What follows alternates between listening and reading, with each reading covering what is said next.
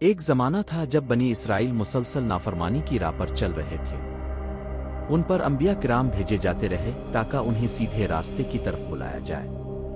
اللہ تعالیٰ نے اپنے پیغمبروں کو لوگوں کی ہدایت کے لیے بھیجا تاکہ وہ گمراہی، ظلم، دنیا پرستی اور فساد سے باز آ کر ایک اللہ کی طرف رجوع کریں۔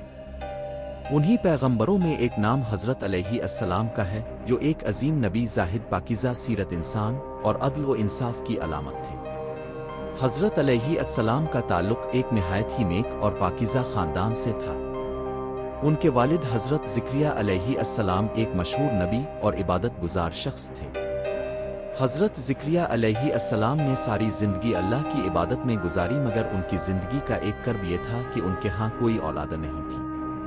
وہ بڑھاپے کو پہنچ چکے تھے اور ان کی بیوی بھی بانجھ تھی، مگر دل میں یہ خواہش تھی کہ کوئی نیک عبادت گزار بیٹا ہو جو ان کے بعد لوگوں کو ہدایت دے، عبادت کا سلسلہ جاری رکھے اور اللہ کے دین کو مضبوط کرے۔ حضرت زکریا علیہ السلام نے اللہ تعالیٰ سے بار بار دعا مانگی کہ انہیں ایک نیک صالح اور فرمانبردار بیٹا عطا ہو۔ ان کی دعائیں قبول ہوئیں اور بڑھاپے میں اللہ نے انہیں خوشخبری دی کہ ان کے ہاں ایک بیٹا پیدا ہوگا جس کا نام ہوگا، جو نیک سیرت، اللہ کا محبوب، گناہوں سے پاک اور لوگوں کا سردار ہوگا۔ حضرت علیہ السلام کی پیدائش کسی معجزے سے کم نہ تھی۔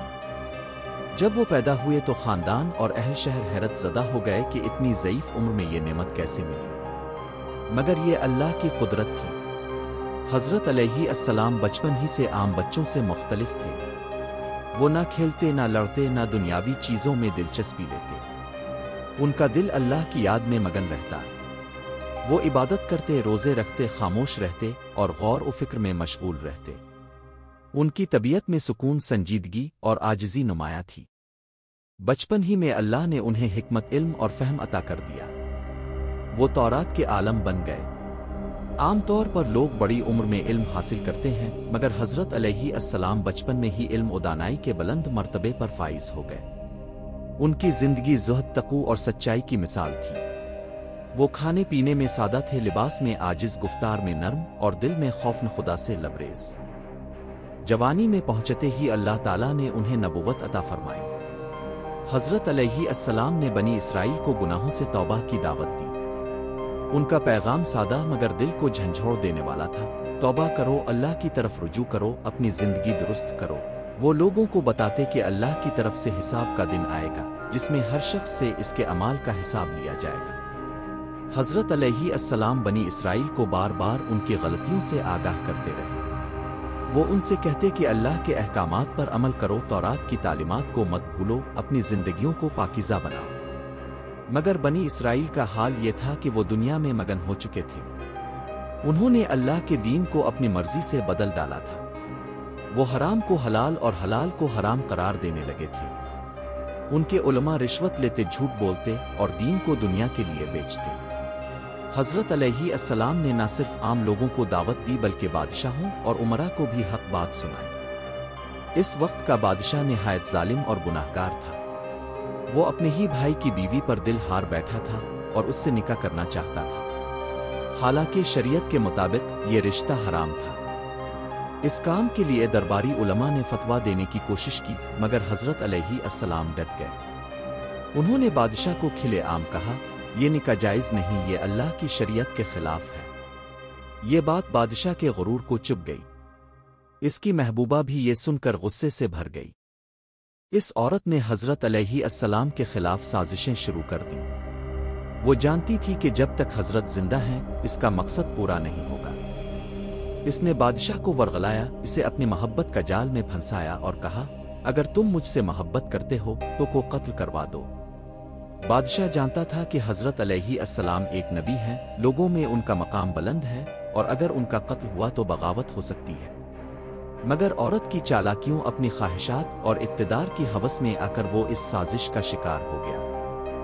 اس نے حضرت علیہ السلام کو گرفتار کرنے کا حکم دیا۔ حضرت علیہ السلام کو دربار میں بلایا گیا، جہاں ان سے کہا گیا کہ وہ اس نکاح کو جائز قرار دیں، مگر نبی کی زبان صرف حق بولتی ہے۔ انہوں نے انکار کیا، فرمایا کہ جو بات شریعت کے خلاف ہو وہ کسی صورت جائز نہیں ہو سکتی۔ اس پر بادشاہ نے غضب میں آ کر حضرت کو قید میں ڈال دیا۔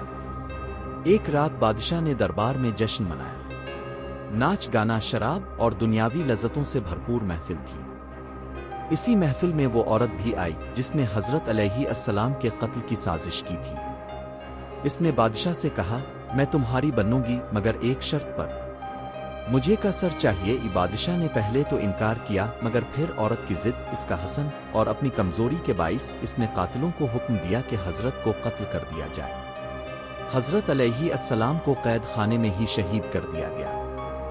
उनका सर मुबारक एक तश्त में रखकर इस औरत के सामने पेश किया गया। ये मंजर जुल्म की इंतहा था। एक पाकबाज नबी जिसकी जिंदगी में कोई दाग ना था, जिसने किसी का दिल ना दिखाया, सिर्फ हक बोला, अदल सिखाया, इसका अंजाम एक जालिम की हवस की नजर हो गया। हजरत अलैहिस्सलाम की शहादत पर जमीन थरथर्रा उठी, आसमान पर अफसोस छा गया और अहल ईमान के दिल रो दिए। ये वाक़या न सिर्फ बनी इसराइल के लिए बल्कि पूरी इंसानियत के लिए एक इबरत बना। बादशाह और इस औरत का अंजाम भी इबरतनाक हुआ।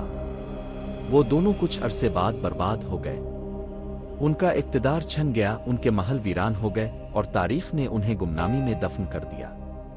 हजरत अलैहिस्सलाम का पैगाम आज भी जिंदा है। उनकी जिंदगी हमें सिखाती है कि हक बात कहना आसान नहीं मगर जरूरी है। अगरचे इस राह में मुश्किलात, मुखालफत और खतरात होते हैं, मगर एक नबी अल्लाह का सच्चा बंदा उन सब से नहीं डरता। वो सिर्फ अल्लाह से डरता है और इसी की रज़ा के लिए जीता और मरता है।